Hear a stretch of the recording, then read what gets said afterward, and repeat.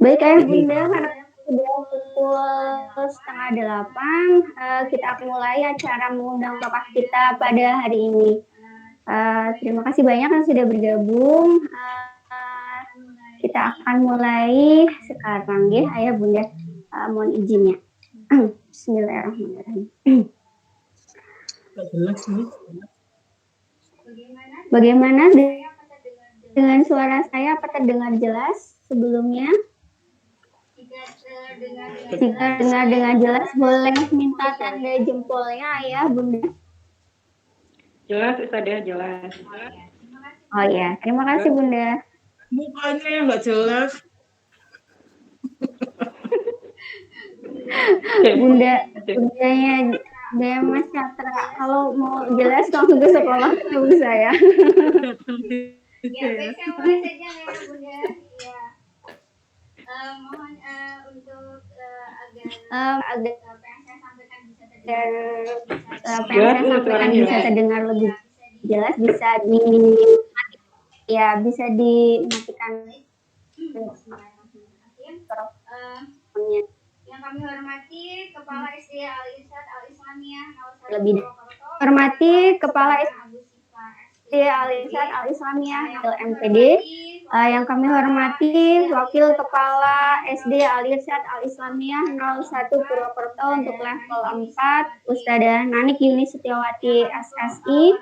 Yang kami hormati pembicara kita pada hari ini dan alhamdulillah sudah bergabung bersama kita Ustazah Sarah Abdurrahman LC.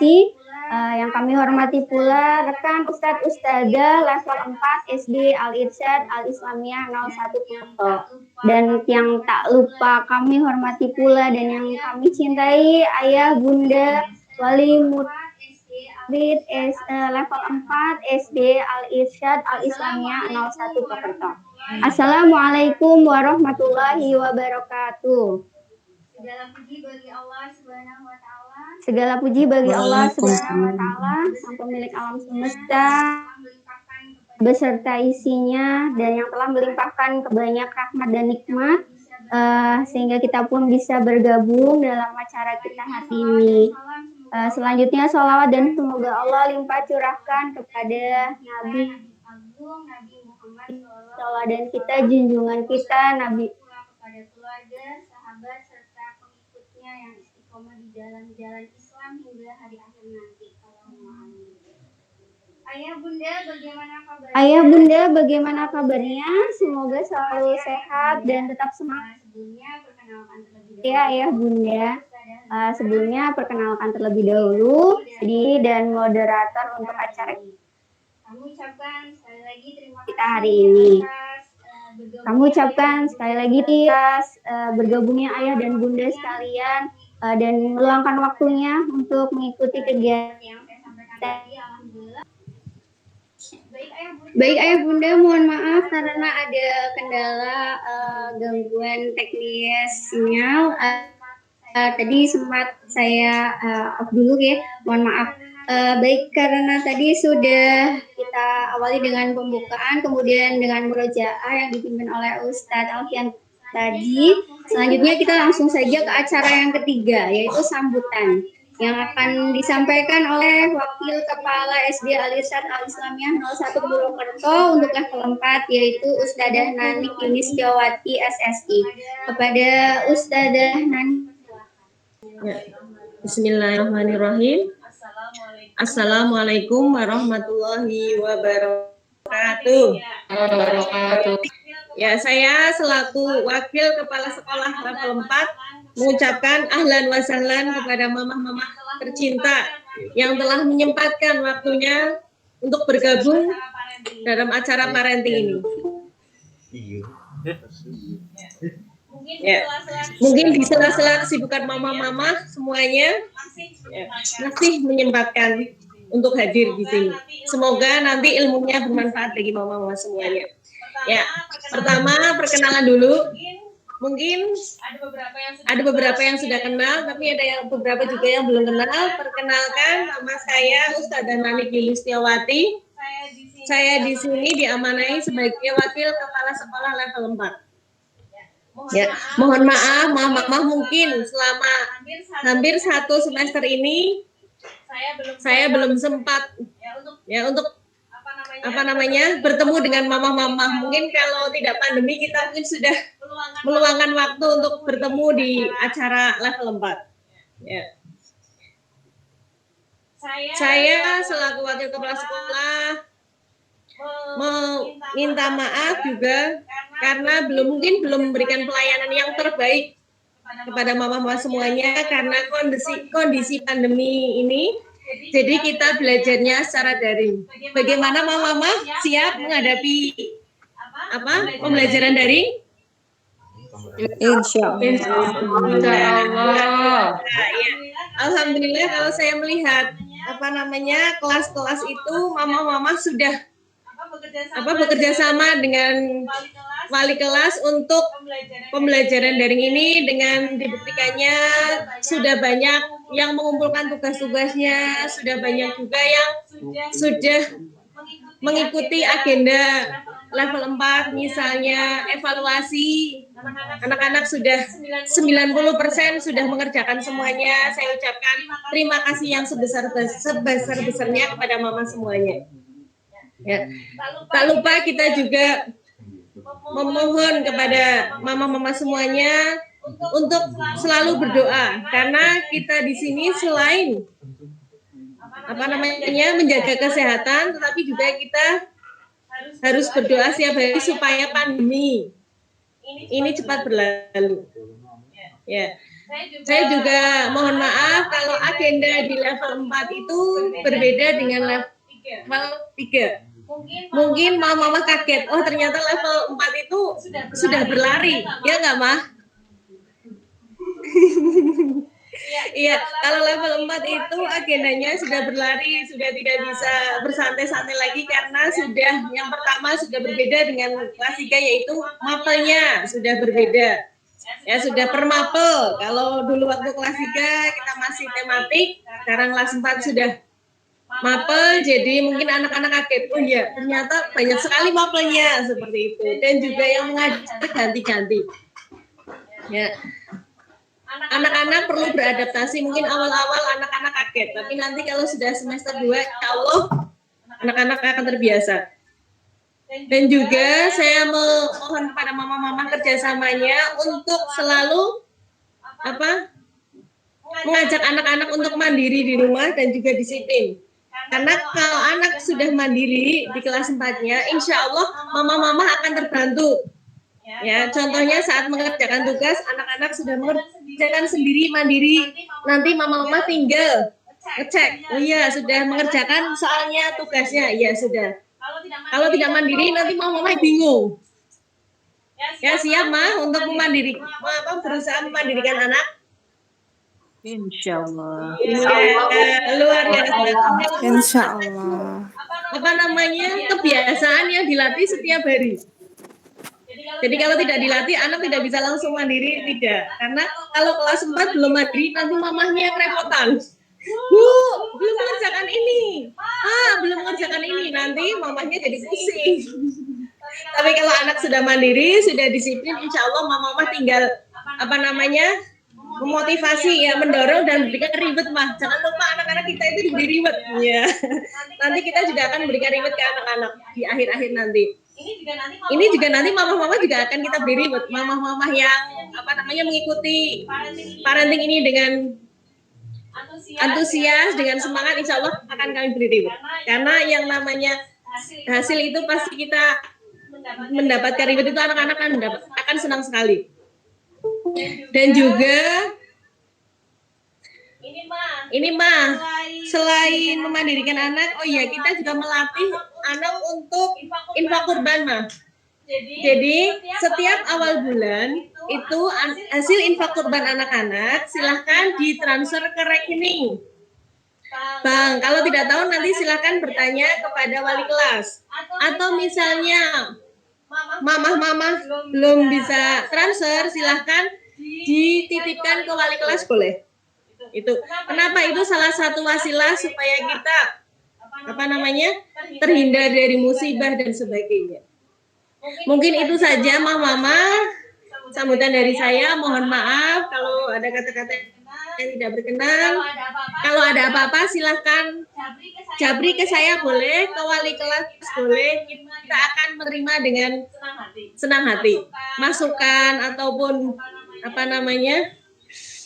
motivasinya dan sebagainya kita akan dengan senang hati menerimanya, Mah. Ya, mungkin itu saja dari saya. Saya mohon maaf, saya akhiri. Wassalamualaikum warahmatullahi wabarakatuh.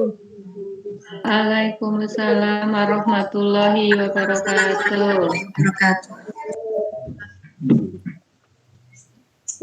Jazakillah Ustadzah Nanik atas sambutannya yang sudah disampaikan.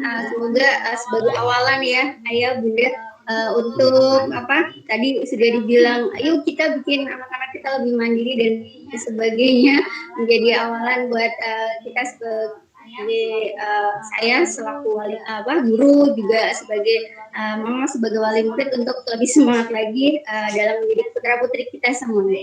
Baik, karena sudah disampaikan sambutan, tibalah kita pada acara yang ditunggu-tunggu, yaitu acara inti kita, penyampaian materi yang akan disampaikan oleh Ustadzah Sarah Abdul Rahman yang sudah bergabung dari tadi bersama kita sejak pagi tadi. Tapi sebelumnya untuk lebih mengenal siapa beliau, akan sedikit saya bacakan terlebih dahulu kurikulum vitae dari Ustadzah Sarah Abdul Rahman. Nama lengkap Sarah Abdul Rahman LC, tempat tanggal lahir Bandung 4 Mei 1986.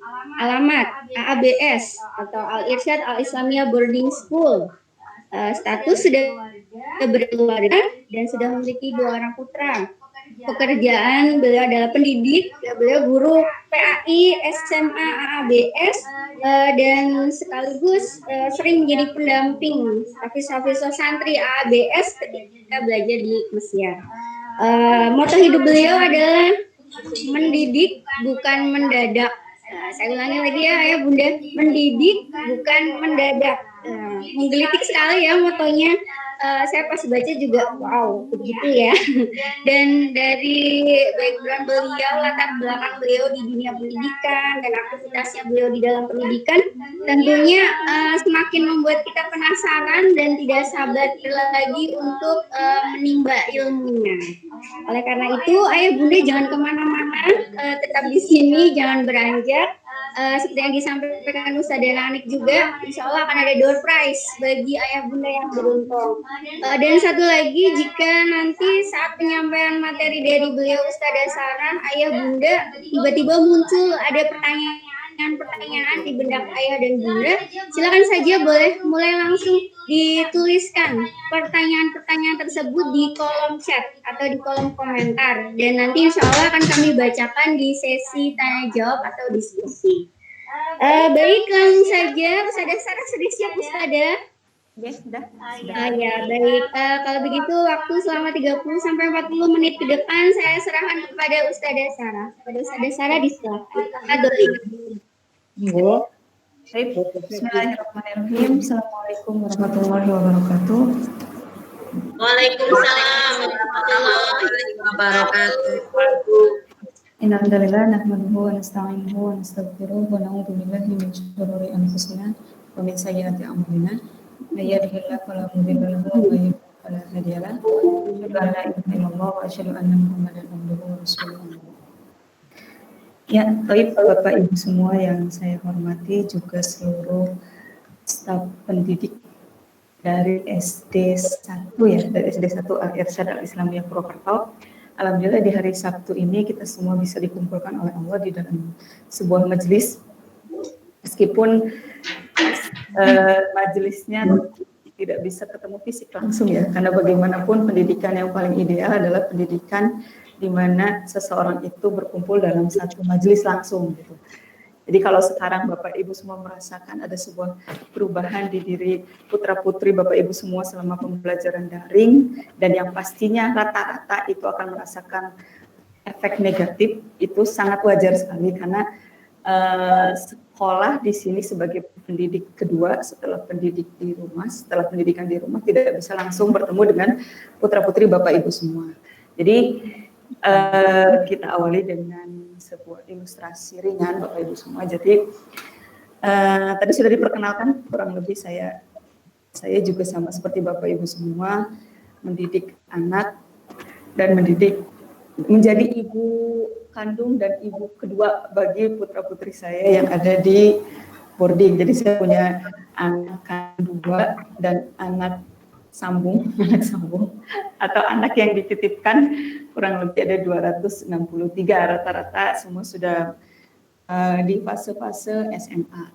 Dan Bapak Ibu semua nanti akan mengalami putra-putri yang akan menginjak fase SMA, dan ini juga harus kita siapkan dengan sebaik-baiknya. Nah, akan saya awali dengan sebuah ilustrasi mengenai hujan, Bapak Ibu semua. Jadi ada seorang ulama yang mengibaratkan bahwa Al-Quran itu seperti hujan.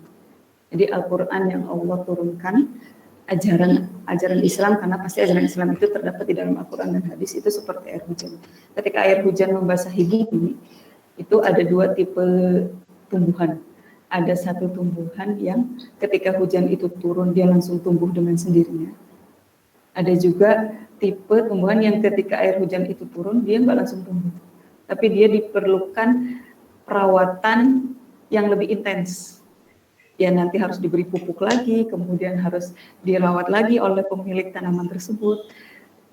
Disiramnya bahkan melebihi air hujan ada tapi belum tumbuh, belum maksimal misalnya, jadi harus disiram lagi oleh kita, dirawat pagi, sore, siang dan lain sebagainya. Dan anak-anak kita plus diri kita sendiri itu ibaratnya seperti itu juga. Ada anak-anak yang selama daring dia malah menunjukkan kedewasaannya. Berarti dia alhamdulillah itu tipe anak pertama. Jadi yang cuma dikasih sama gurunya, Mbak, Mas, silahkan dibuka Google Meet-nya atau YouTube-nya atau apanya, lalu dipelajari. Kemudian dia belajar sendiri dan tanpa ibu ketahui dia juga sangat paham dengan sendirinya. Itu berarti anak ibu, alhamdulillah, masuk tipe ke-1. Apakah itu nanti tidak ada kemudian ada lagi tipe anak yang kedua. Anak yang kedua itu ya sudah dikasih video oleh gurunya, sudah disampaikan juga oleh gurunya, mungkin bahkan itu yang nggak paham tipe yang seperti itu. Dan itu memang perlu pendidikan atau perlu perawatan yang lebih ketimbang dengan yang pertama. Dan ini berlaku untuk diri kita sendiri Bapak Ibu semua. Karena bagaimanapun yang namanya pendidikan itu tidak stop ketika kita lulus kuliah S1 misalnya. Ketika sudah jadi Bapak Ibu, ya udah dong, saya sudah terlepas dari kewajiban sholat, ya enggak. Ketika saya sudah jadi seorang ibu, saya sudah terlepas dari kewajiban ngaji Quran. Yang penting anak saya saja yang ngaji, enggak kan ya. Karena ada sebuah kewajiban, ada sebuah ilmu yang tetap harus kita amalkan sampai kita meninggal. Sampai kita nenek kakek pun itu wajib selalu kita lakukan. Sehingga nanti ketika kita merasa bahwa yang wajib menjadi soleh itu hanya anak-anak kita saja, sedangkan orang tuanya tidak soleh, itu Bapak Ibu akan cepat kesal. Kok anak saya disuruh sholat, nggak sholat, padahal ibunya juga cuma nyuruh doang. Sholat nak, ibunya lagi nonton sinetron Indosiar misalnya. Istri yang tersakiti. Atau hati yang tersakiti ya, atau azab kubur seperti itu. Dulu ada azab kubur dan lain sebagainya. Atau kita berharap gimana, pokoknya dari ustazah ini, dari ustazah ini mama di WA nih sama walasnya, hafalannya itu harus segini.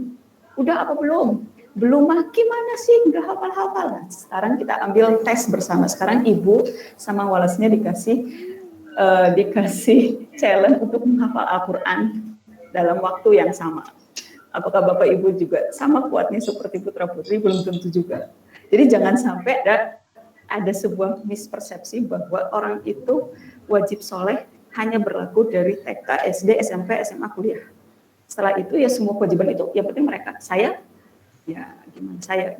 Itu pembukaan pertama sih sebenarnya. Nanti sehingga moto hidup saya itu yaitu mendidik itu tidak mendadak. Atau mendidik itu bukan mendadak. Karena pendidikan itu sejatinya akan terus berlangsung sampai kita meninggal. Cuman bedanya ketika kecil kita dididik oleh orang tua, ketika kita sudah menjadi orang tua, maka kita harus mendidik generasi kita, plus kita harus tetap mendidik diri kita agar tetap menjadi seorang pendidik. Dan pendidik itu bukan hanya kewajiban sekolah saja. bukan hanya kewajiban sekolah saja. Ketika Bapak Ibu semua memberikan pendidikan 100% ke sekolah saja, maka bisa dipastikan sekolah tidak akan bisa merubah karakter yang sudah Bapak Ibu tancapkan dari umur 0 tahun sampai dengan sekarang mungkin rata-rata umur putra-putri Bapak Ibu semua kalau yang di kelas 4 sekitar 10 gitu. 10 tahun ya, 10 tahun. Itu berarti kalau berdasarkan hadis Nabi diperintah sholat sudah boleh dipukul. Bukan dipukul berarti Bapak Ibu mendapatkan sebuah legitimasi ya, saya siapin lidi sekarang ya, nggak sholat, lihat ini, nah terus nanti anaknya, ibu nggak sholat berarti boleh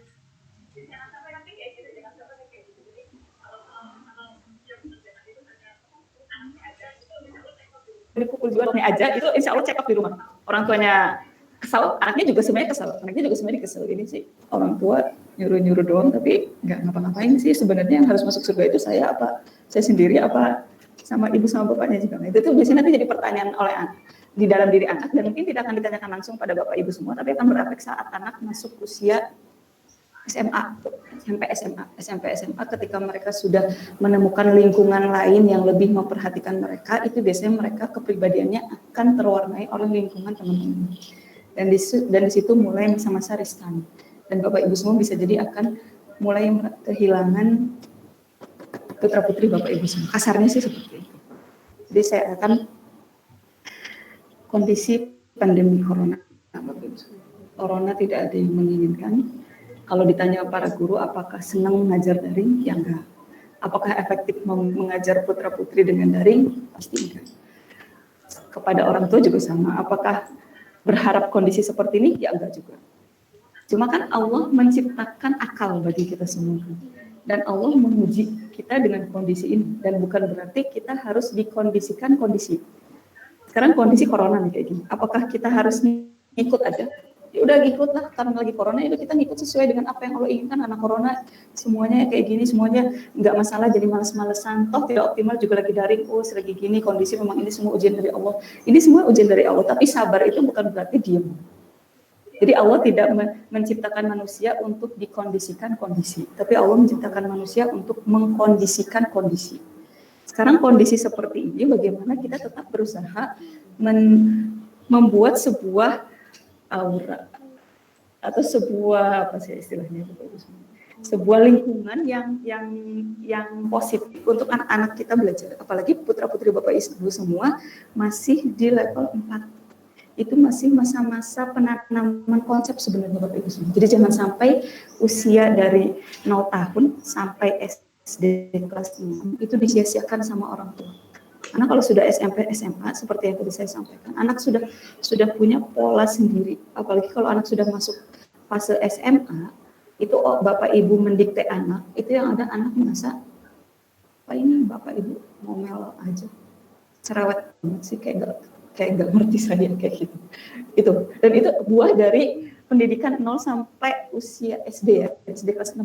Biasanya sampai usia 10 tahun Bapak Ibu semua. 10 tahunan. Itu kalau tidak di-manage dengan baik oleh Bapak Ibu semua nanti akan bermasalah. Ini mohon maaf, ciri bermasalah yang pertama adalah kalau putra-putri Bapak Ibu semua sekarang yang di kelas 4 SD atau mungkin ada yang lebih di bawah atau yang di atasnya, itu ngomong seperti ini.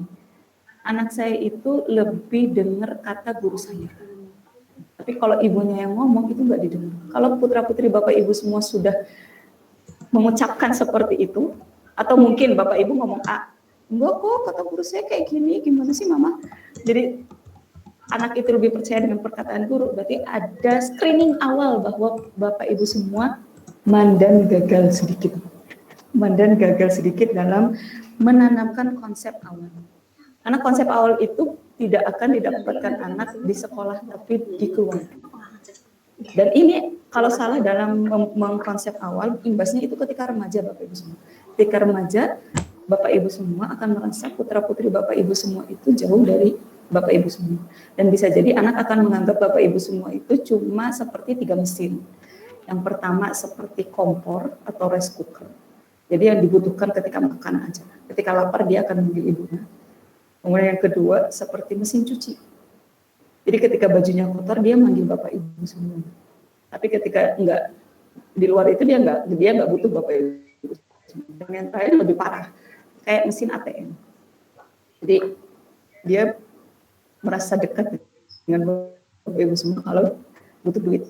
Selebihnya makan, pakaian kotor, duit. Selebihnya dia tidak dekat sama bapak ibu semua. Fisiknya ada di rumah, tapi hatinya dan pikirannya tidak ada di rumah. Ada di mana? Ada di komunitas yang menurut dia mereka lebih memahami apa yang mereka inginkan. Karena kalau ngomong ke bapak ibu semua, ngomong sedikit pasti langsung dinasehati. Ngomong sedikit pasti nanti langsung dimarahin. Ngomong sedikit pasti nanti langsung dicas. Memang seperti ini, kamu ini nggak kayak kakakmu yang kayak gini. Dulu kamu kecil soleh loh nak, kenapa udah gede jadi kayak gini? Nah itu semua efek-efek yang akan kita rasakan kalau dari umur 0 tahun sampai 10 tahun kurang lebih. Sampai 10 tahun ini kita gagal dalam mengkonsep pendidikan yang seharusnya. Bahwa pendidikan yang sukses itu bukan pendidikan yang mencetak anak juara 1 di dalam kelas. Ini udah basi banget lah. Kasarnya ini kalau tujuan kita itu anak yang baik, itu anak yang ranking terus, itu sudah salah banget. Atau misalnya Bapak Ibu merasa nilaimu berapa? 100 buku, nanti Bapak Ibu belikan mobil misalnya, ya padahal baru kelas 4 SD misalnya gitu ya. Atau ya udah Bapak Ibu berikan mobil-mobilan yang 10 ribuan gitu ya, nggak masalah ya gitu. Nah, tapi misalnya nih Bapak Ibu nanya, ujian itu kan anak lumayan stres ya misalnya kalau ulangan, terus ditanya berapa nilaimu? 5 bu. Atau hatta Bapak Ibu semua, mohon maaf, kalau anak sampai ketakutan ngomong angka jelek di hadapan Bapak Ibu semua, berarti Bapak Ibu semua sudah salah prinsip kesuksesan untuk putra putri Bapak Ibu semua. Karena mau tidak mau akan kita akui bahwa pendidikan yang terbaik itu pendidikan Islam. Ala siapa? Ala Rasulullah. Dan Rasulullah tidak menitik beratkan kesuksesan kepada kesuksesan akademik. Contohnya apa? Contohnya bisa kita lihat kondisi negara sekarang. Contoh realnya aja ya. Kita sering mengeluhkan, kok pemerintah kayak gini ya? Padahal di situ isi pemerintah itu semua orang-orang pintar semua loh ya Bapak Ibu semua ya. Mau yang di DPR atau di mana, atau Bapak Ibu semua kerja misalnya di kantor atau di mana, suka melihat atasan atau orang-orang yang pintar tidak sesuai dengan yang seharusnya, sesuai dengan moral dulu lah ya, norma kemanusiaan pada umumnya kok nggak sesuai. Itu kan kita suka, ini pintar tapi kok pintarnya kayak gini. Nah itu efek dari dulunya dijejelin bahwa yang penting kamu pintar. Buat apa? Buat duit nantinya. Kamu harus pinter nggak? Nanti masuk SMP-nya SMP yang oke. Meskipun sekarang sudah ada zonasi ya, lumayan jadi terbagi-bagi. Kemudian nanti SMP-nya harus yang bagus. Nilainya harus bagus. Kenapa? Biar SMA-nya yang bagus. SMA harus yang bagus. Kenapa? Nanti kuliahnya harus yang bagus. Kuliah yang bagus harus kenapa? Karena ujung-ujungnya perusahaan akan lebih menilik orang yang jebolan kuliahan lebih bagus. Dan mau tidak mau kita harus akui bahwa kita sebenarnya mencetak anak untuk jadi mesin ATM juga. Kasarnya loh ya, kasarnya seperti itu. Jadi kita berharap anak itu ke depannya banyak duit. Karena bagi kita kehidupan itu akan bahagia kalau banyak duit. Atau minimal dengan bahasa halus seperti ini. Saya nggak mau nanti kamu seperti mama. Mama dulu cukup sudah merasakan yang namanya hidup berat itu seperti apa. Jadi mama pengen kamu nanti ketika dewasa hidupnya ya udah enak. Nah itu konsep yang salah Bapak. Karena secara tidak langsung Bapak Ibu semua sudah menanamkan yang namanya hubbud dunya wa karahiyatul maut, atau penyakit yang akan ditimpa oleh umat Islam di akhir zaman, yaitu al-wahan. Hedonismenya akan tinggi. Dan yang akan saya tekankan di sini, Islam itu menyuruh kita untuk kaya. Islam menyuruh kita untuk kaya, tapi tidak menyuruh kita untuk cinta dunia. Kalau Bapak Ibu semua menanamkan konsep Islam, akidah yang tepat dari awal, maka anak juga otomatis akan mencari yang namanya dunia, tapi dia beda hatinya itu. Saya fokus ke akhirat, dan untuk menuju akhirat saya pasti pakai dunia. Nggak mungkin saya ke akhirat tanpa dunia. Itu konsep pertama. Nah itu kita akan lihat, saya akan membuktikan bahwa pendidikan Islam itu lebih oke daripada pendidikan Barat. Yang pertama kita ambil contoh sejarah nyata ya. Anak berusia 12 tahun di zaman Nabi Muhammad. Itu 12 tahun, berarti sebentar lagi putra-putri kurang lebih kelas 6 SD-an ya kalau sekarang. Kalau sekarang masih kelas 4 itu 10 tahun. Nanti kita lihat kenapa anak-anak kok bisa punya pola pikir sehebat itu gitu Bapak Ibu semua. Jadi dia dikisahkan dalam sebuah di situ dia itu pendek, anak itu pendek, tapi dia megang pedang, pedangnya itu lebih tinggi dari tubuhnya. Jadi kalau bawa pedang itu sampai di seot-seot ya sih pedang. Kemudian izin ke Nabi Muhammad, wahai Nabi Muhammad, saya pengen ikut perang Badar. Gitu. Tapi sama Nabi Muhammad tidak diizinkan karena usianya masih 12 tahun. Kemudian ditanya oleh Nabi Muhammad, sudah izin sama ibumu apa belum? Ibunya mengatakan, sudah wahai Rasul, sudah diizinkan. Tapi karena usianya masih 12 tahun tidak diizinkan oleh Muhammad SAW. Tapi bisa kita lihat ada sebuah semangat keislaman yang tinggi. Dan ini jarang dimiliki oleh putra-putri kita zaman sekarang. Putra-putri kita sekarang ini semangatnya bukan semangat keislaman, semangat game kalau putra. Game, gadget. Itu nanti akan menjadi pembahasan tersendiri masalah gitu. Itu sosok pertama. Sosok kedua ada di perang Badar, di perang Badar yang membunuh Abu Jahal, Fir'aunnya umat Nabi Muhammad. Itu yang membunuh ternyata adalah dua sosok pemuda, umurnya yang satu 16 tahun, yang satu 15 tahun, kakak adik. Dan dua-duanya itu tidak janjian. Tiba-tiba datang ke tengah medan perang, nanya Abdurrahman bin Auf, kalau itu ada di tengahnya, nanya, wahai paman, mana yang namanya Abu Jahal? Terus ditanya sama Abdurrahman bin Auf, kenapa kamu ingin membunuh Abu Jahal? Gitu. Karena saya mendengar bahwa Abu Jahal itu menghina Rasul. Alasannya itu doang. Kemudian disampaikan oleh Abdurrahman bin Auf, Abu Jahal itu dicari ya, karena kan lagi medan perang lagi berkecamuk. Biasanya Abu Jahal itu ciri khasnya itu semua badannya pasti ditutupi baja. Jadi yang kelihatan cuma matanya aja. Kalau Bapak Ibu lihat bisa membayangkan perang-perang zaman dulu yang semuanya pakai baju-baju baja itu, nah itu Abu Jahal itu pasti disuruh. Dan untuk menerobos Abu Jahal itu harus ada 10 saf, 10 barisan yang dilindungi oleh kafir Quraisy gitu ya. Nah, beres Abdurrahman bin Auf mengatakan itu tuh yang namanya Abu Jahal, Pak ngomong lagi, itu si anak langsung melesat ke tengah medan pertempuran Bapak Ibu semua. Itu kakaknya. Tiba-tiba dalam masalah itu adiknya datang. Adiknya juga nanya, dan itu mereka kakak adik nggak janjian. Ditanya, kemudian mana yang namanya Abu Jahal? Ditanya lagi, kenapa kamu nyari Abu Jahal? Karena saya dengar bahwa Abu Jahal itu sering menyakiti Rasul. Nah, akhirnya dikasih tahu oleh Abdurrahman bin Auf, itu Abu Jahal. Langsung setelah itu anaknya langsung melesat lagi. Dan dengan qadarullah, dengan izin Allah juga bahwa kakak beradik ini berhasil menebas pahanya Abu Jahal. Sampai Abu Jahal jatuh dari tunggangan kudanya. Dan berarti mereka berdua ini berhasil menerobos 10 barisan itu tadi Bapak Ibu semua. Dan dia nggak takut mati. Bukan masalah ini ya, berarti kan yang harus kita telusuri. Ini ibunya ngasih makanan apa gitu ke si anaknya kan begitu. Itu umur 16 sama 15 tahun. Berarti ada sebuah pondasi utama yang dicekoki si bapak ibu di rumah. Apakah bapak ibunya itu bekerja? Ya wallahu a'lam bishawab gitu ya. Mau namanya bekerja atau tidak bekerja, yang namanya mendidik itu tidak harus dengan kuantitas yang banyak. Karena banyak juga yang 24 jam bersama orang tuanya tapi anaknya tetap bejat gitu kasarnya. Moralnya itu tetap les. Ada kan banyak ya Bapak Ibu semua, banyak yang dia 24 jam sama Bapak Ibu semuanya, sama Bapak Ibu terus-terusan, tapi kerjanya dimarahin terus sama Bapak Ibu. Jadi bersama Bapak Ibu malah jadi down gitu. Dan banyak yang dia ketemu sama anaknya itu sebentar aja, tapi sebentarnya itu sangat berkualitas. Jadi sebenarnya di sini pendidikan itu apakah harus dengan kuantitas sering-sering bertemu? Sebenarnya enggak juga. Gimana Bapak Ibu semua bisa memadukan dan mencari momen kualitas yang terbaik untuk putra-putri Bapak Ibu semua. Ini bagi Bapak Ibu semua yang bekerja gitu ya. Bagi Bapak Ibu semuanya misalnya atau ibunya yang tidak bekerja 24 jam atau kerjanya kan sekarang ada kerja online ya di rumah. Nah, itu berarti harus memanfaatkan 24 jam kebersamaannya bagaimana agar ada momen yang berkualitas dan ada momen yang biasa aja gitu. Jadi jangan sampai dan isinya itu bukan nasihat terus ya Bapak Ibu, bukan nasihat terus dari pagi bangun sampai anak tidur isinya nasihat terus dari ibunya gitu ya. Itu juga anaknya overdosis nasihat penting jatuhnya seperti itu. Nah, itu kisah tadi. Berarti ada sesuatu yang ditanamkan oleh bapak ibunya yang wow banget gitu. Itu disebut keduanya itu anaknya Afro, dua-duanya anak Afro. Kemudian ada satu kisah lagi yang lebih mencengangkan Bapak Ibu semua. Dia anaknya umur kisaran 10 tahun, ini belum nyampe usia belasan ya.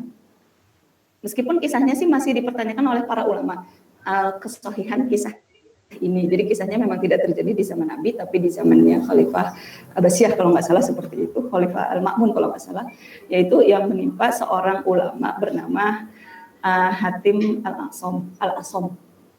Jadi dia ingin berniat naik haji, kemudian dia dan posisinya mereka keluarga yang memang menengah ke bawah gitu Bapak Ibu semua secara finansial, tapi tahun itu tuh perinduan untuk naik haji itu sangat tinggi. Kemudian dia menyampaikan kepada istrinya dan anak-anaknya, dan kebetulan anaknya juga banyak. Semuanya nolak, kecuali satu anak perempuan yang di sini. Dan kata-kata dari anak perempuannya ini begini Bapak Ibu. Wahai ayahku, pergi haji aja. Karena engkau itu lasta antar roza. Engkau itu bukan yang ngasih rezeki. Yang ngasih rezeki itu Allah. Umur 10 tahunan Bapak Ibu. Ngomong seperti itu ke Bapak Ibu. Ke ibunya, ke bapaknya, menguatkan. Kemudian setelah itu anaknya ini yang menguatkan ibunya dan saudara-saudara lainnya.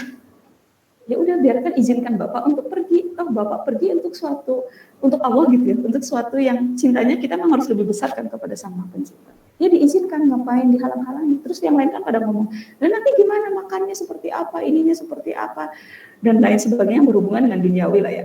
Kemudian anaknya mengatakan hal yang sama. Wahai ibuku, wahai saudara-saudaraku, yang ngasih rezeki itu Allah, bukan bapak.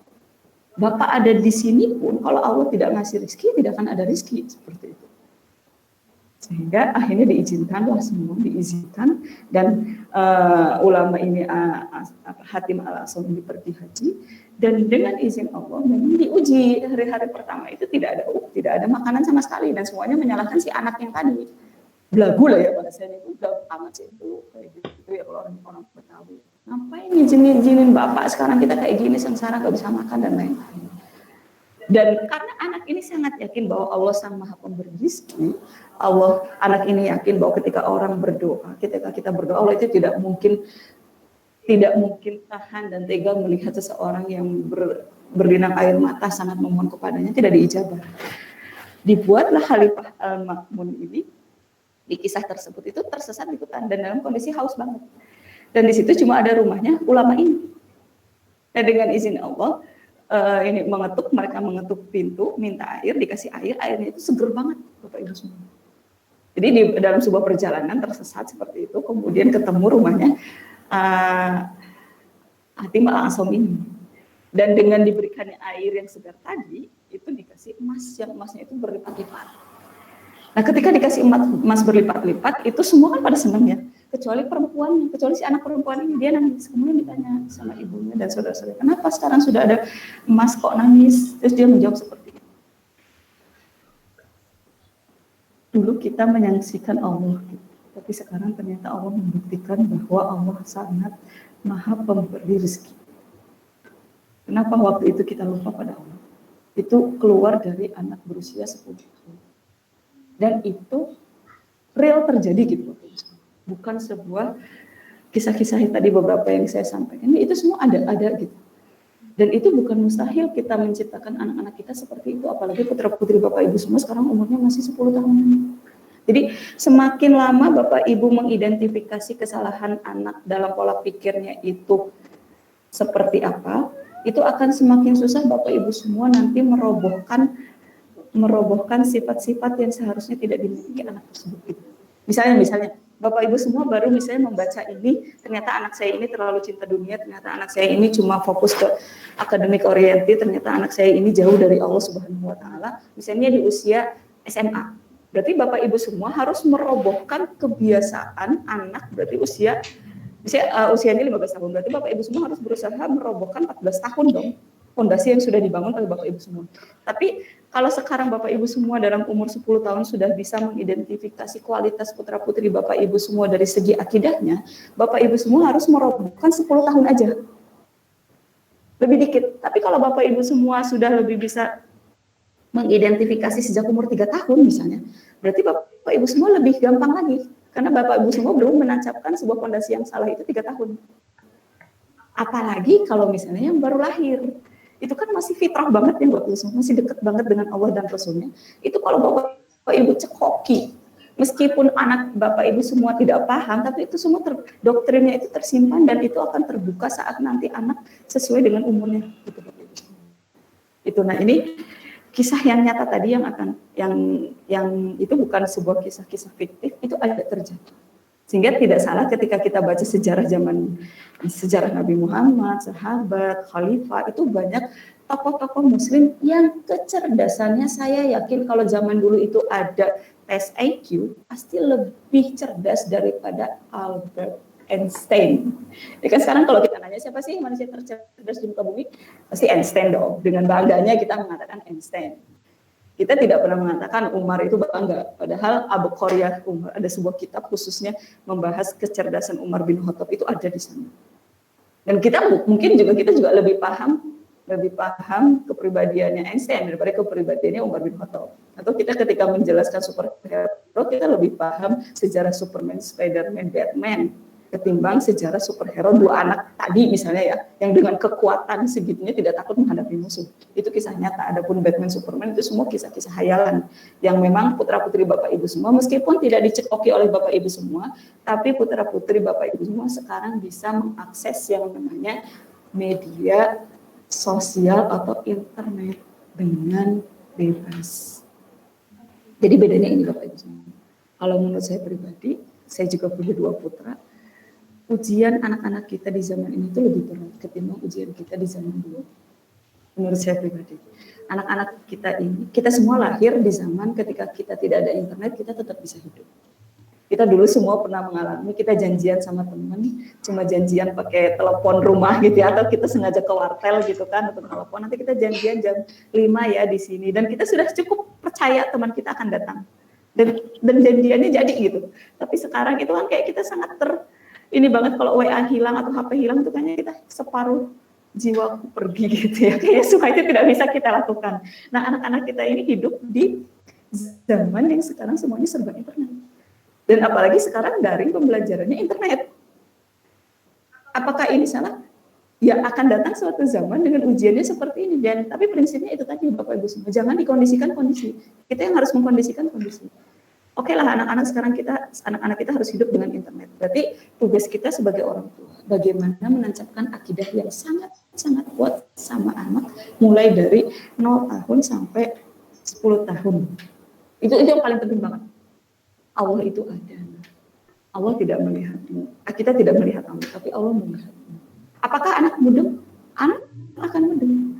Anak akan paham. Jadi kenapa saya berani mengatakan ini? Karena ini sesuai dengan wasiat Nabi kepada seorang gulam. Gulam itu anak usia belum balik ya Bapak Ibu semua. Itu wasiat pertama kepada Ibnu Abbas ketika kalau nggak salah kepada Ibnu Abbas. Wasiat Nabi itu yang dalam masalah menancapkan akidah. Ihfazillaha yahfazka. Itu. Padahal itu anaknya masih kecil. Wahai Ibnu Abbas, jagalah Allah, maka Allah pun akan menjagamu. Wa idza sa'alta fas'alillah. Kalau kamu ingin meminta sesuatu, mintanya sama Allah, bukan minta sama saya. Wa idza sta'anta fasta'in billah. Dan jika kamu meminta tolong, minta tolongnya sama Allah, bukan sama saya. Itu sudah ditancapkan kepada anak kecil, Bapak. Apakah paham? Paham. Wallahi paham.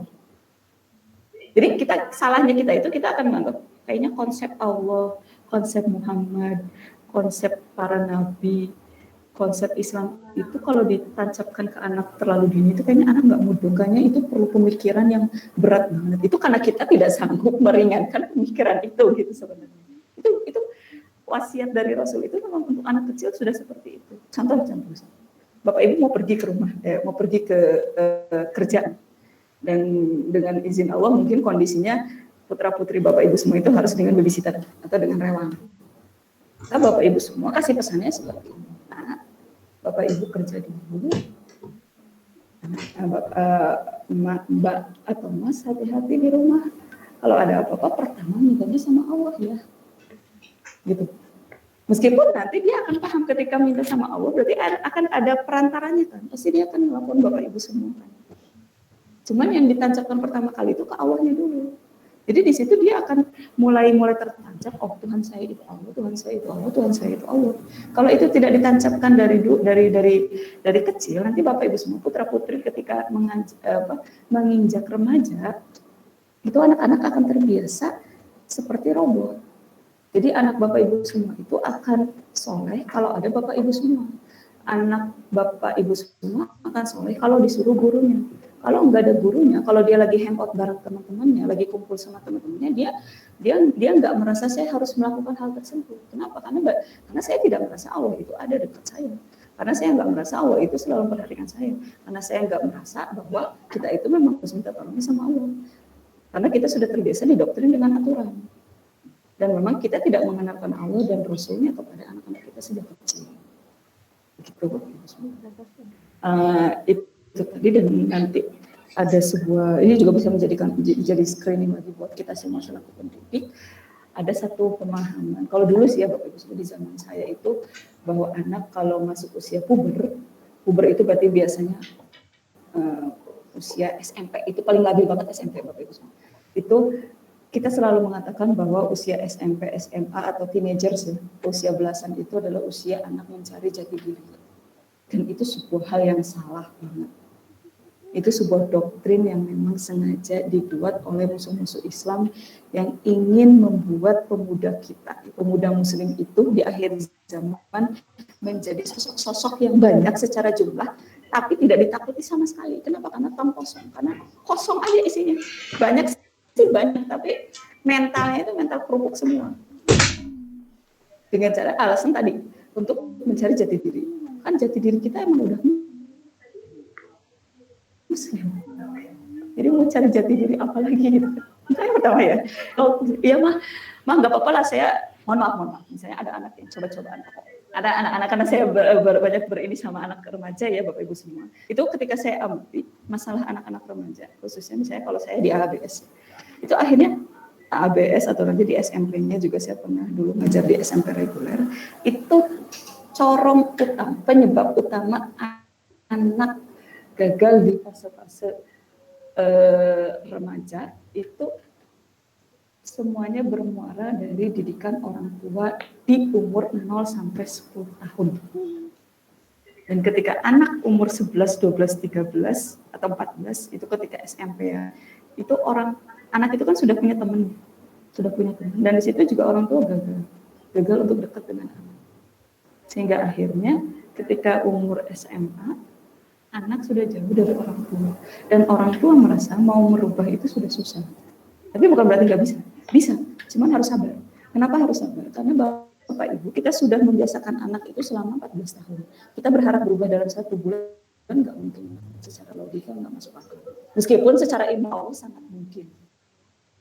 Tapi secara logika manusia, ketika orang tuanya berharap sekali disuruh langsung sholat, padahal sebelumnya tidak pernah nyuruh sholat, atau nyuruh sholat tapi bapak ibunya nggak sholat, nyuruh anaknya sholat tepat waktu, bapak ibunya main HP, nyuruh anaknya tidur gasik, bapak ibunya HP-an, udah jadi. Gitu. Karena di situ anak akan merasakan ini apa sih? Kok saya disuruh-suruh tapi teladan dari orang tuanya nggak ada. Gitu. Nah itu tadi fase puber itu sengaja dibuat oleh yang pertama kali mencetuskan ini adalah Stanley Hale, kalau nggak salah di tahun 1916-an gitu Bapak Ibu. Jadi ada satu kitab, ada satu bukunya itu di karangannya Dr. Khalid Ahmad Shantut. Beliau pakar pendidikan Islam di Jeddah, di Saudi sana, Bapak Ibu semua. Memang rujukan yang beliau pakai adalah rujukan Rasulullah dalam pendidikan anak, bukan rujukan Barat. Mohon maaf, bukan berarti saya tidak percaya dengan teori-teori Barat dalam pendidikan atau psikologi dan lain sebagainya ya. Tapi saya merasa ketika Allah menurunkan Al-Quran dan hadis, maka psikologi yang terbaik ya Al-Quran hadis gitu. Dan di sana lengkap semua. Cuman sejauh mana aja kita mau mengkaji itu kan gitu sebenarnya. Jadi fase puber itu sebenarnya tidak ada. Karena bisa kita tanyakan ke diri kita masing-masing, apakah kita dulu ketika belasan tahun itu menjadi anak yang brutal? Kan enggak juga. Jadi biasanya anak yang brutal di fase-fase umur belasan tahun itu biasanya buah dari hasil salah pendidikan di umur 0 sampai 10 tahun dari orang tuanya. Itu.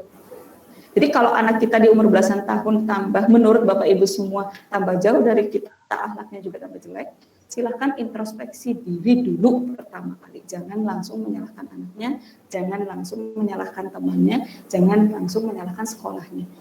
Pertama, lihat diri kita dulu, karena pendidikan utama pasti orang tua. Kan yang dalam hadisnya disebutkan ya, orang tuanya nanti akan mempola anak. Apakah mau dijadikan majusi, apakah mau dijadikan Nasrani, itu kan kita dulu.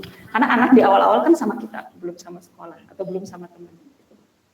Nah itu sekarang kita lebih ke eh, detail gimana nih sekarang kiat menghadapi anak daring, kondisi daring seperti ini kan. Yang pertama, ini kalau menurut saya mengambil dari kisah-kisah sejarah para nabi, ya Bapak Ibu semua. Yang pertama itu adalah kita sebagai orang tua, pertama itu tadi harus punya prinsip mengkondisikan kondisi, bukan dikondisikan kondisi.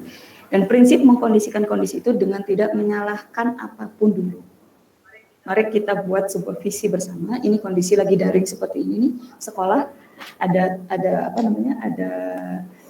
program apa nih? Apa yang bisa dibantu di rumah? Itu yang pertama dulu. Jadi ada kerjasama yang baik. Itu yang pertama. Yang kedua, karena tadi disampaikan saya sering nemenin anak-anak di Mesir, ya Bapak Ibu. Itu anak yang setiap harinya berinteraksi dengan Al-Quran itu akan sangat berbeda, Bapak Ibu. Akan sangat berbeda. Taruhlah dari sekolah itu ada program hafalannya. Nah, Bapak Ibu semua bikin sebuah program, mumpung anaknya masih umur 10 tahun, masih bisa diajak cepat gitu. Kalau udah SMA kan dia harus pakai dialog ya. Kalau menurut dia oke sekarang dan saya sudah sanggup mau, baru dia akan ikut. Kalau untuk anak masih umur 10 tahun ke bawah itu mumpung masih mudah Bapak Ibu semua. Bapak Ibu semua masih bisa menguasai mereka secara cepat gitu.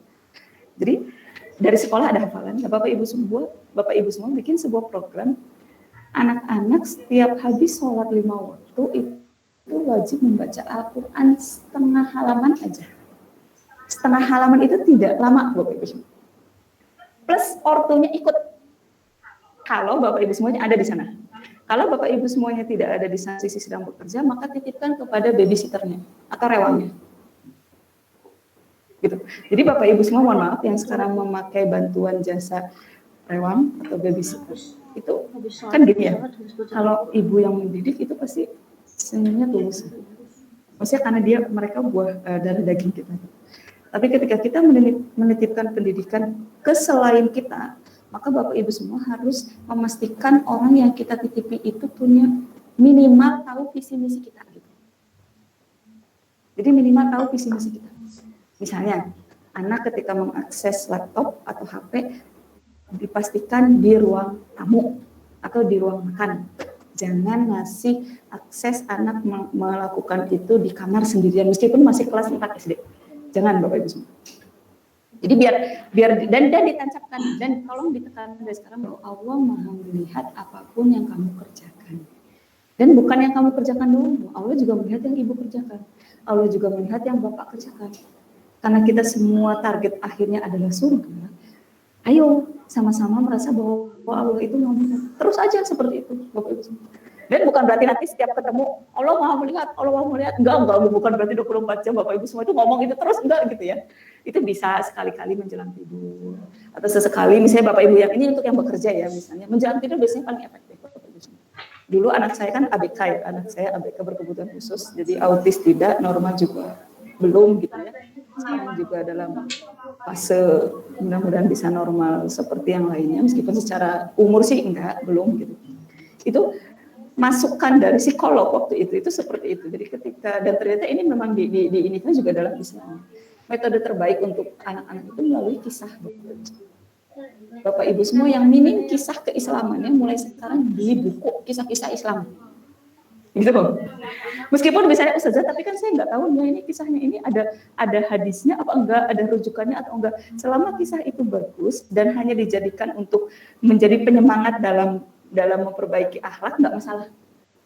Yang penting tidak dijadikan ini dalil untuk ini gitu, dalil utamanya enggak gitu, tapi untuk dijadikan pelajaran aja itu boleh. Gitu. Seperti tadi kisah yang Hatim Al-Asom itu kan sanad aslinya masih diperdebatkan oleh para ulama ya, tapi para ulama ada yang berpendapat selama untuk dijadikan pecut bagi kita para pendidik bahwa ada anak yang seperti ini loh, yang masih usia kecil tapi dekat sama Allah itu sudah sangat wow banget. Nah, silahkan dilakukan. Nah, itu bagus. Visi misi itu pertama. Baik Bapak Ibu dan anak juga diobrolkan bareng-bareng. Nanti sama anak karena usianya masih usia 10 tahunan, tidak perlu diajak dialog serius seperti anak SMA ya. Nanti bisa lewat kisah sudah, bisa lewat kisah, lewat nyantai. Misalnya Bapak Ibu ngajak putra-putrinya ke tempat makan. Itu tapi dengan syarat bahwa ke tempat makan tidak ada yang buka HP. Bapak Ibu tidak boleh buka HP, anak juga tidak bawa HP. Terus mohon maaf, anak jangan dibiasakan pakai headset. Musikan terus pakai headset. Jadi kalau bisa sih dibikin seperti, kalau suka musik silahkan, misalnya ya. Tapi musiknya harus terdengar sama ibu. Loh ngapain sih ibu gini-gini? Biar ibu tahu bahwa ada loh musik-musik yang nggak baik sebenarnya. Apa iya sih ibu? Iya. Berarti kan ibu harus banyak wawasannya seputar kemusikan. Memang benar sih, apa yang kita konsumsi itu akan mempengaruhi ke hati. Kalau kita sering mengkonsumsi Al-Quran, hati akan lembut. Tapi kalau kita sering mengkonsumsi musik, ya hati akan keras. Jadi ibaratnya tidak akan bisa bersatu yang namanya musik sama Al-Quran. Ketika anak ibu lagi senang musik, berarti saat itu lagi jauh dari Al-Quran.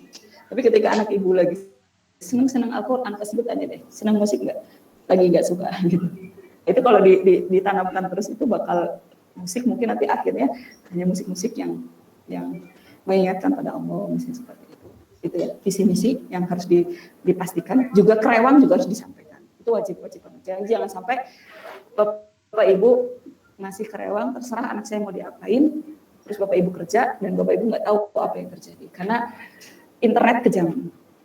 Internet itu bisa membuat kita semua jadi pahlawan, tapi bisa membuat kita semua jadi penjahat.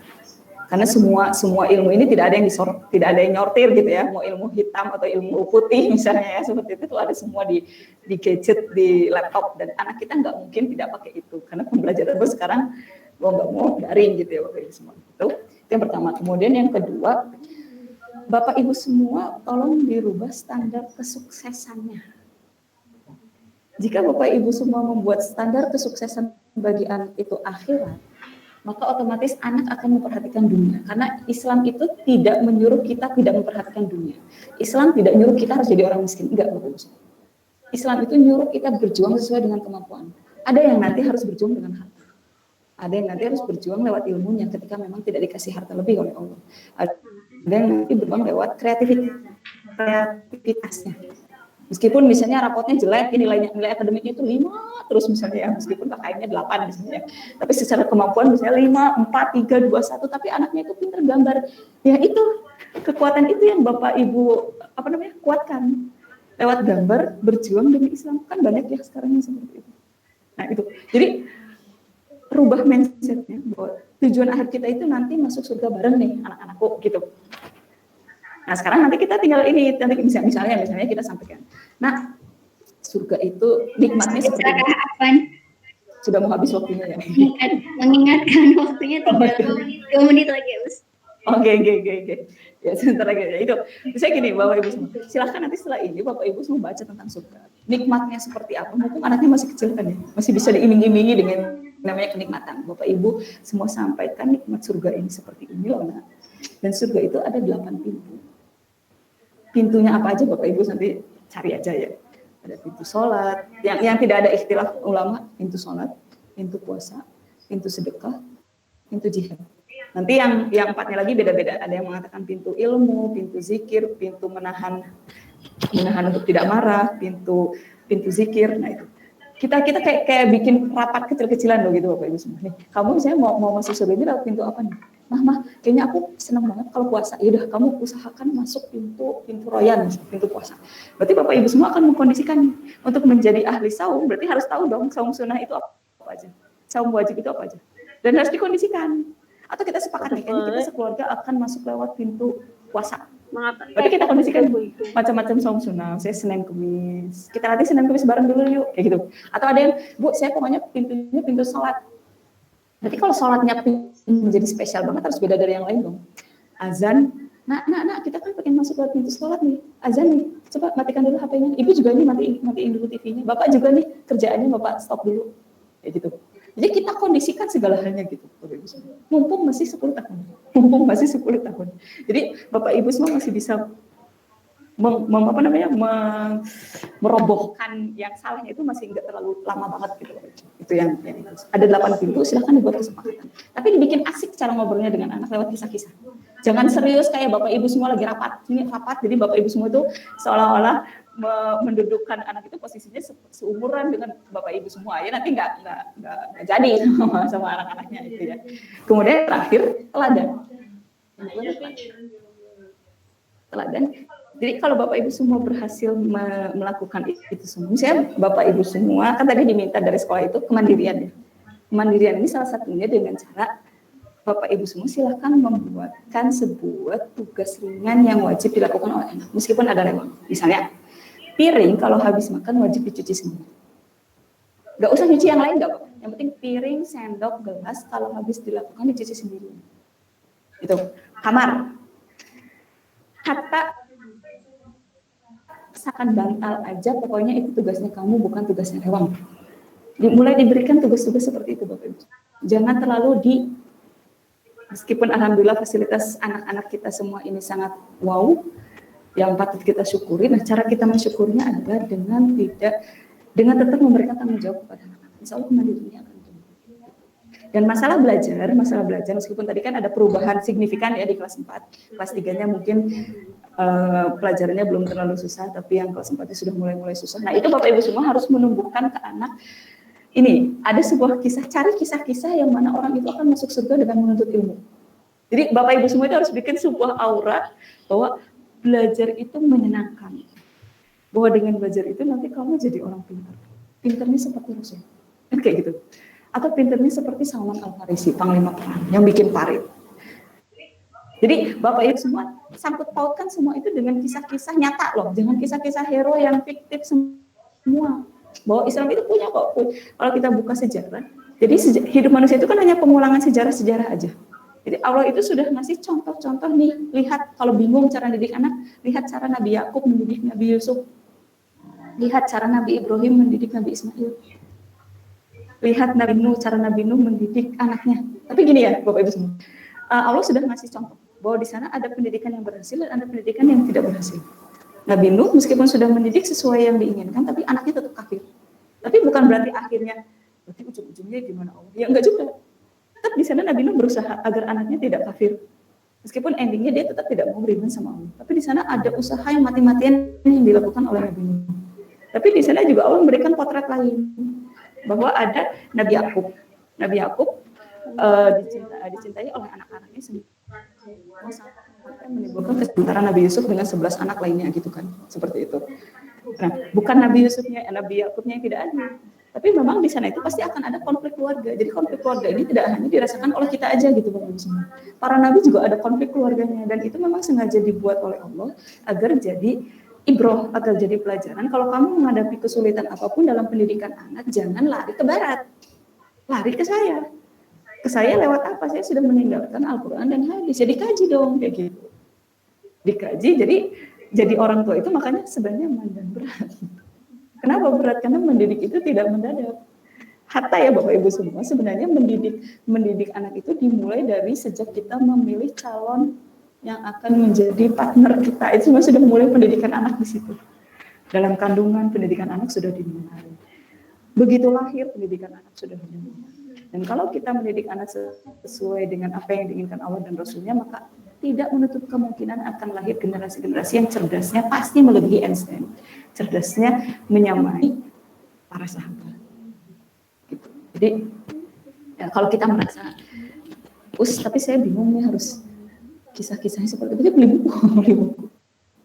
buku, cari dan mulai latihan gimana cara ngomong dengan anak. Yang kita hadapi itu anak, Bapak Ibu semua. Bukan orang dewasa seperti kita. Berarti cara ngomongnya juga harus beda. Dan jangan emosi. Jangan nyuruh anak saat Bapak Ibu emosi. Karena saat Bapak Ibu emosi itu sedang bukan Bapak Ibu. Tapi kasarnya itu sedang setan yang lagi berperan di sana. Kalau Bapak Ibu lagi emosi, gantian sama suaminya. Pak, ini saya lagi emosi banget, saya mau ngambil wudhu. Jangan Ibu teruskan kalau Ibu lagi emosi ngadepi anak. Jangan. Langsung gantian sama bapak. Kalau atau bapaknya lagi emosi, langsung gantian sama ibu. Langsung, mah cepetan kesini, saya lagi emosi, lagi muncak banget nih lihat anak saya mecahin gelas. Kan gitu sebenarnya. Jadi kan itu bisa diobrolkan baik-baik ya. Atau numpahin susu, udah gitu susunya tuh susu basi lagi ya jatuh ke karpet, baunya tuh bau banget gitu ya. Jangan hal-hal sepele itu menyebabkan kita naik pitam gitu ya Bapak Ibu semua. Jadi terakhir saya tutup, sebagaimana misalnya kita punya mobil ya, kita selalu menjaga mobil kita agar tidak lecet sama sekali. Kalau ada debu juga kita sapu. Itu mobil benda mati. Kalau hilang bisa kita beli lagi. Kita semua dititipi anak, yang anak ini bukan benda mati. Punya hati, punya akal, dan sebenarnya fitrahnya itu kepada Allah. Kalau berdebu ya tolong dibersihkan. Kalau misalnya ada lecet-lecetnya, dia diobati. Dan harus lebih perhatian kita ke anak ketimbang ke mobil, gitu. Harusnya.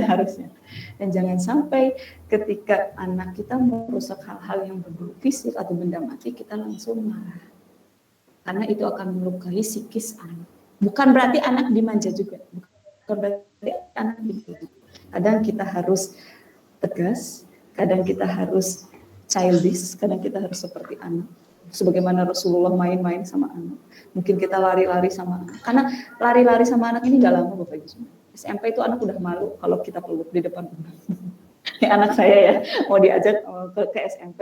Bu, pokoknya kalau ke SMP udah gak mau lagi kalau dirangkul gitu. Kenapa? Malu lah, masa cowok dirangkul-rangkul gitu loh. Jadi mumpung anak Bapak Ibu semua ini masih SD, itu masih bisa dicium di depan umum, masih bisa diusap-usap di depan umum. Silahkan lakukan itu gitu, karena itu nggak lama, Jadi ada masanya nanti Bapak Ibu semua itu hanya akan memetik hasil dari fondasi akidah yang kuat yang sudah Bapak Ibu tanamkan. Dan insya Allah nanti dia tidak akan remaja pada umumnya mengalami masa puber yang aneh-aneh itu. Insya Allah. Dan ketika nanti dia ketemu teman-teman pun, dia sudah fondasinya sudah kuat. Itu tadi, mari kita jaga karena anak ini adalah aset. Karena kalau anak kita benar, otomatis nanti ketika dia jadi orang tua benar. Ketika dia jadi orang tua benar, dia akan mendidik cucu kita dengan benar. Cucu kita nanti benar akan mendidik cicit kita dengan benar. Dan semoga di akhirnya anak-anak kita ini termasuk golongan yang nanti ketika huru-hara akhir zaman ini terjadi, kita berada di panji yang benar gitu. Kita tidak yang ke bawah dan bisa masuk surga bersama. Endingnya ke sana Bapak Ibu ceritakan itu juga nggak bisa. Apalagi anak SD itu masih semangat masalah kiamat Bapak Ibu. Itu Bapak Ibu ceritakan tsunami dan lain sebagainya itu, begitu ya Bu, terus saya gimana Bu. Nah apalagi kalau anak sudah kayak penasaran seperti itu momen terbaik Bapak Ibu semua mau ngabrik emosi si anak. Kasarnya sih seperti itu. Mari kita terus, ya itu tadi ya. Kalau misalnya menurut kita anak kita masih terlalu kita siapkan untuk orientasi dunia, nah mulai saat ini ya kita ganti visi misi kita. Dan ini harus bareng, harus Bapak Ibu berdua, tidak hanya Ibu aja dan tidak hanya Bapak aja, karena Bapak juga memiliki peran penting. Bapak itu dialognya sampai 14 kali dalam Al-Quran digambarkan. Kalau Ibu itu cuma 2 kali Bapak Ibu semua. Jadi yang sekarang Bapaknya, memang kewajiban mencari nafkah adalah Bapak. Tapi Bapak juga tetap wajib menancapkan fondasi akidah. Jangan sampai pincang cuma Ibu doang, Bapaknya enggak. Itu nanti anak akan mengalami apa ya? Dia butuh sosok dan butuh dialog dengan yang namanya ayah. Gitu. Ya mungkin itu saja dari saya. Jadi sebenarnya lebih banyak sharing saja ya Ustazah MC tadi namanya Ustazah siapa ya? Ya itu ya. Nah, Ustazah ya, mohon maaf. Nah itu dari saya, kurang lebihnya mohon maaf. Nanti jika ada yang perlu didiskusikan, kita diskusikan bersama. Syukron. Assalamualaikum warahmatullahi wabarakatuh. Waalaikumsalam warahmatullahi wabarakatuh. Terima kasih Ustazah Sarah, sungguh luar biasa penyampaiannya. Saya sewaktu saya juga wali murid juga gitu, kayak majlub gitu. Sangat mengena. Terima kasih banyak Ustazah Sarah atas penyampaian materinya. Selanjutnya masih ada beberapa waktu, kita diskusi ya Ustazah Sarah, kita ada sharing sebentar. Saya persilakan mungkin dari ayah bunda ada yang ingin langsung bertanya secara langsung kepada Ustazah Sarah. Monggo dipersilakan. Ustazah ini kayaknya udah banyak ya chatnya ya. Iya. Ini aja dulu. Jadi saya coba tawarkan dulu, barangkali ada yang mau live langsung bertanya kepada Ustazah Sarah. Mungkin ada ayah bunda. Assalamualaikum. Waalaikumsalam. Silakan dengan bunda siapa nih? Namanya, kemudian nama Anda pas berapa? Nama saya Erna dari wali murid dari Muhammad Lukman Azayan Caksono kelas 4E. Oke, Mama Zayan. Silakan Mama Zayan. Monggo. Ya, Assalamualaikum Ustazah. Waalaikumsalam. Menarik sekali tadi pembahasannya tentang mendidik anak. Tadi saya tertarik untuk yang bahwa di Quran disebutkan bahwa mendidik akidah itu disebutkan bahwa ayah itu lebih berperan 14, disebutkan 14 kali, sedangkan ibu itu 2 kali. Berarti peran ayah di sini untuk penanaman akidah apakah harus benar atau gimana? Terima kasih. Assalamualaikum warahmatullahi wabarakatuh. Waalaikumsalam warahmatullahi wabarakatuh. Saja sudah saran jika ingin ditanggapi. Bapak Ibu dari Mama Lukman. Zayan. Oh, Zayan. Ini Bapak Ibu semua, jadi memang yang namanya mendidik itu kan harus berkolaborasi. Kenapa ayah ini penting? Saya ambil contoh ini, Bapak Ibu. Adik saya itu punya anak 2. Ini yang realnya dulu, nanti kita ambil yang kisah yang beliau ini. Adik saya ini terinspirasi dari sosok yang lain gitu. Jadi dia anaknya ini sekarang umurnya masih 4 tahun dan sudah hafal 5 juz depan, 5 juz belakang. Itu dan nanti ada videonya itu ketika saya lihat ketika dia murojaah Al-Qur'an itu sambil senyum-senyum dan kayak dia itu kayak nyanyi gitu Bapak Ibu. Kayak anak kalau lagi tiktokan itu kan happy banget. Nah, ini tuh si 2 anak itu tuh happy banget kalau ngafalin Quran. Terus saya tanya sama adik saya kan, metode yang dipakai untuk mendidik anaknya itu apa?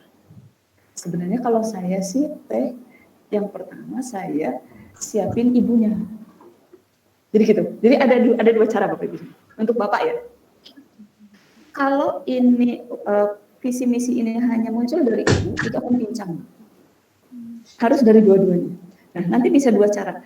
Bapak ini punya visi misi yang kuat, tapi misalnya bapaknya mohon maaf ada yang mungkin pelayaran yang baru pulang itu 6 bulan sekali, kan ada yang seperti itu ya. Ada yang memang seminggu sekali karena bapaknya kerjanya jauh, terus di rumah itu hanya dengan ibu aja. Nah, si bapak ini akan menitipkan visi misi ini ke ibu. Dia ada obrolan terus antara suami istri. Pokoknya anak kita akan kita bawa ke sini, tapi karena saya kondisi seperti ini, tolong dijaga anak saya. Dan ibu ini akan terus menjelaskan ke anak, dan ibu itu ketika menyampaikan itu tidak menghilangkan peran bapaknya di sana. Dia tetap mengatakan bahwa ayah dan ibu pengen seperti ini dengan kondisi ayah sekarang kayak gini. Itu tetap jadi partnernya itu jadi. Itu bisa jadi seperti itu. Dan si bapak ketika meskipun nanti jarang ketemu, dia akan tetap menghubungi si anak. Dan anak ini akan tetap merasa dekat karena si ibu berhasil menjadi penjembatan antara bapak dan anaknya. Ini bisa kita lihat dari kisahnya Nabi Ibrahim, Bapak Ibu semua. Nabi Ibrahim dan Nabi Ismail itu kan tidak sering ketemu ya. Tidak sering ketemu kan ketika Siti Hajar diminta oleh Allah untuk ke Mekah kan ya, untuk tinggal di lembah yang tidak ada apa-apa, gurun pasir semua. Setelah diminta ke sana, ditinggalkan kan oleh Nabi Ibrahim, tidak ditemani kan gitu. Kasarnya itu seperti itu. Nabi Ibrahim pergi ke Mesir lagi kan gitu. Tapi ketika Nabi Ibrahim dapat mimpi yang diperintahkan oleh Allah untuk menyembelih anaknya, itu kan usianya Nabi Ismail masih muda, masih kecil kan gitu Bapak Ibu semua. Itu kita lihat caranya Nabi Ibrahim menyampaikan ke Nabi Ismail. Disampaikannya bukan Bapak mimpi harus menyembelih kamu, mau ya, nggak kayak gitu kan. Tapi langsung Nabi Ibrahim menyampaikan, "Fanzur mazah, apa pendapatmu dengan mimpi Bapak yang seperti ini?" Dan jawaban Nabi Ismail itu, "If'al, lakukan Bapak, kalau yang memerintahkan ini adalah Allah dan Rasulnya." Berarti kan itu ada sebuah kolaborasi kuat antara Bapak dan ibunya kan gitu ya. Itu salah satu dialog yang dalam Al-Quran orang tua ayah ke anak itu salah satunya dialognya Nabi Ibrahim ke Nabi Ismail. Gitu. Kemudian ada kisah berikutnya ketika membangun Ka'bah yang wa idh yarfa'u Ibrahimul qawaida minal baiti wa Ismail. Dalam bahasa Arab itu ketika idh yarfa'u itu kan membangun Ibrahim, lalu ada kata lagi baru Ismailnya di akhir, itu berarti menunjukkan sebenarnya Nabi Ibrahim itu tidak ngajak anaknya, tapi anaknya lihat bapaknya sedang membangun, terketuk hatinya, masa bapak saya ngerjain ini sendirian sih? Ya saya bantu dong, Pak sini saya bantu, gitu loh Bapak Ibu semua. Jadi bukan yang yuk kita bareng diperintahkan oleh Allah untuk membangun, meskipun diperintahkan oleh Allah ya. Cuma di situ indahkan bahasa Quran itu seperti itu mengisyaratkan bahwa terjadi sebuah penanaman konsep akidah yang benar ke Nabi Ismail yang dilakukan oleh Nabi Ibrahim. Gitu Mama Zayan. Tapi kalau misalnya ayahnya ada dekat dengan kita, nah ayah ini harus kan gini ya. Di saya sih waktu kecil untuk yang sangat jauh dari bapak. Jadi bapak itu kayak sudah didoktrin dari kita itu bapak itu ya tugasnya mencari uang.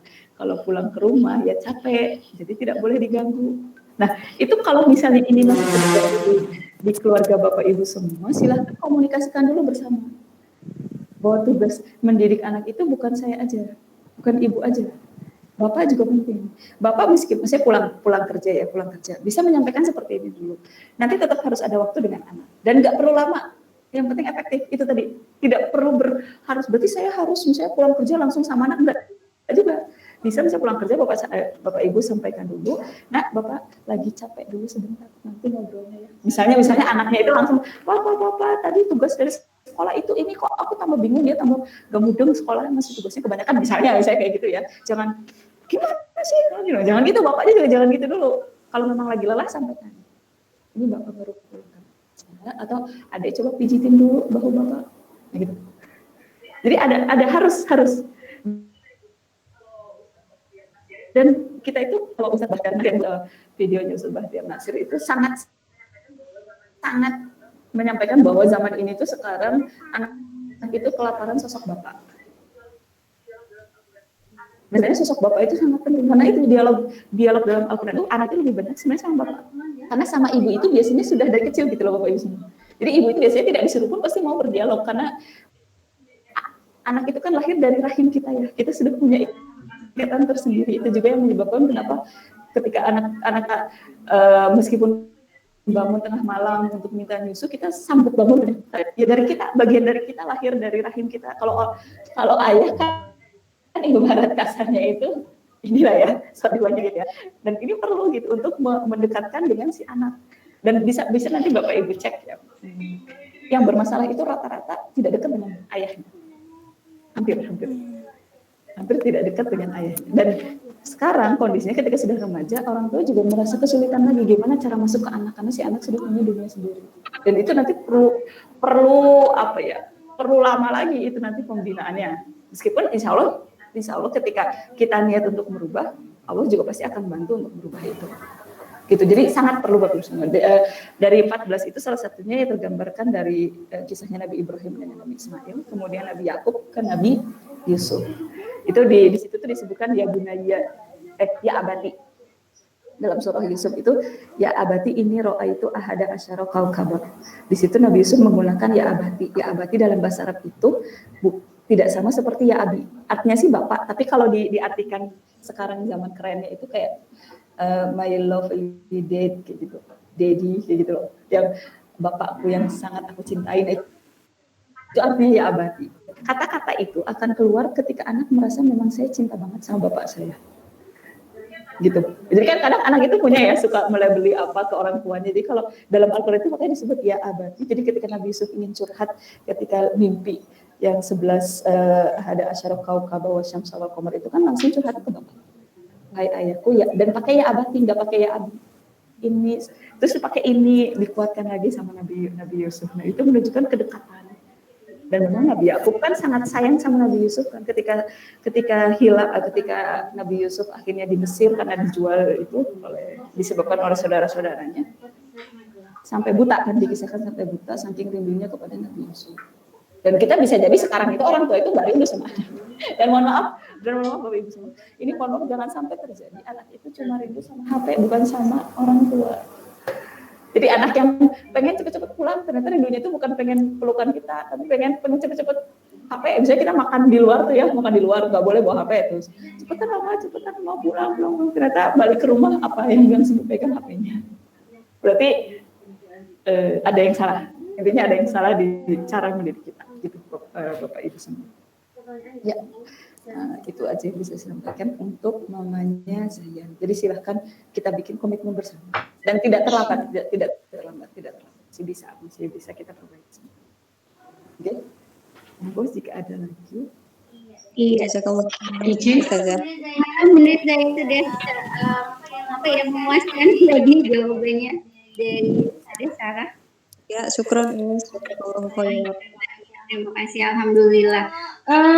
Benarnya kita bisa lebih banyak waktunya, apalagi perbincangannya sungguh sangat menarik. Dari kolom chat banyak sekali pertanyaan, namun mohon maaf karena sudah habis dan waktunya ya, mohon maaf sekali. Kalau bisa sih pengennya ada sesi kedua nih, Sarah. Karena waktunya terbatas. Mungkin kita dan pertanyaan-pertanyaan yang sudah dituliskan melalui kolom chat tadi kami tampung, kemudian nanti akan kami sampaikan ke Ustazah Sarah. Nanti jawaban dari Ustazah Sarah akan kami sampaikan melalui walas masing-masing. Begitu nggak Ayah Bunda?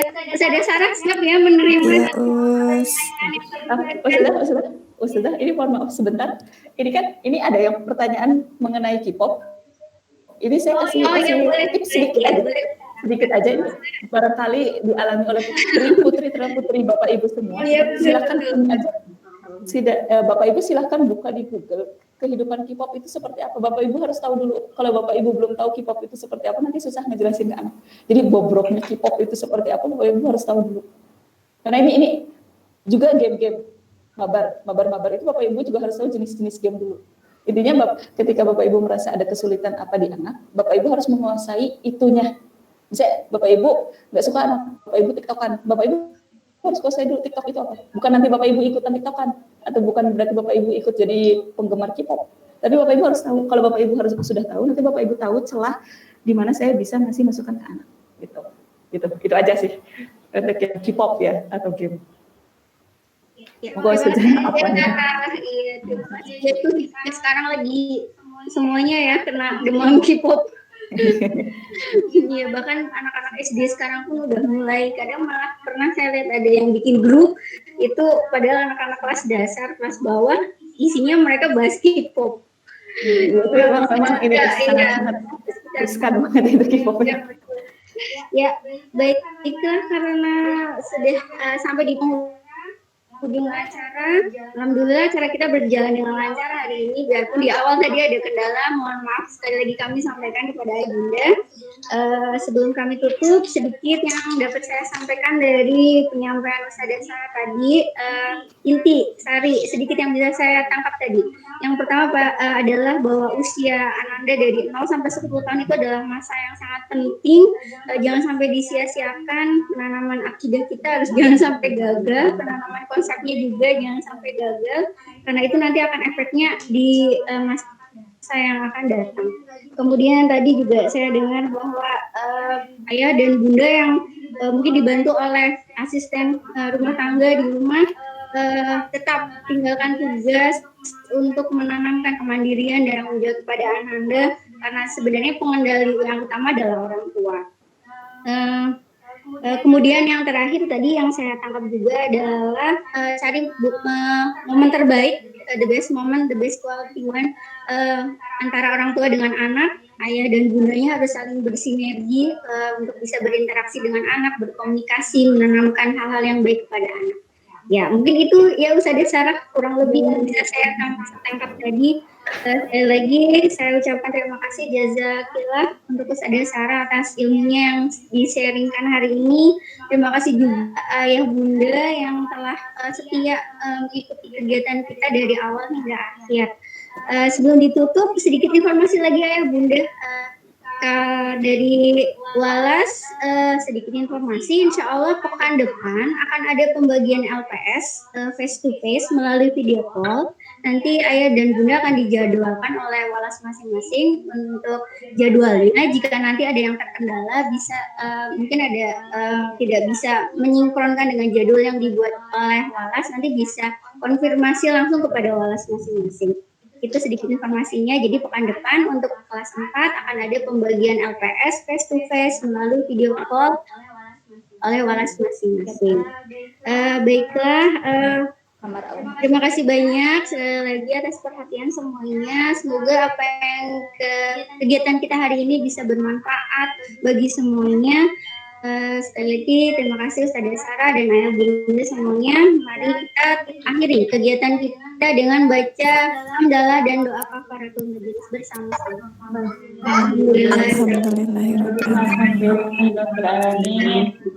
Allahumma wa bihamdik asyhadu an la ilaha illa anta astaghfiruka wa atubu ilaik. Saya Sadahuna selaku MC dan moderator pada acara hari ini. Saya mohon maaf apabila ada kesalahan dan ada hal-hal yang kurang berkenan dari kami. Mohon maaf yang saya ikhlas sepenuhnya. Sampai jumpa lagi di pertemuan yang akan datang. Insya Allah di lain kesempatan. Terima kasih ya Bunda. Saya undur diri. Assalamualaikum warahmatullahi wabarakatuh. Waalaikumsalam warahmatullahi wabarakatuh.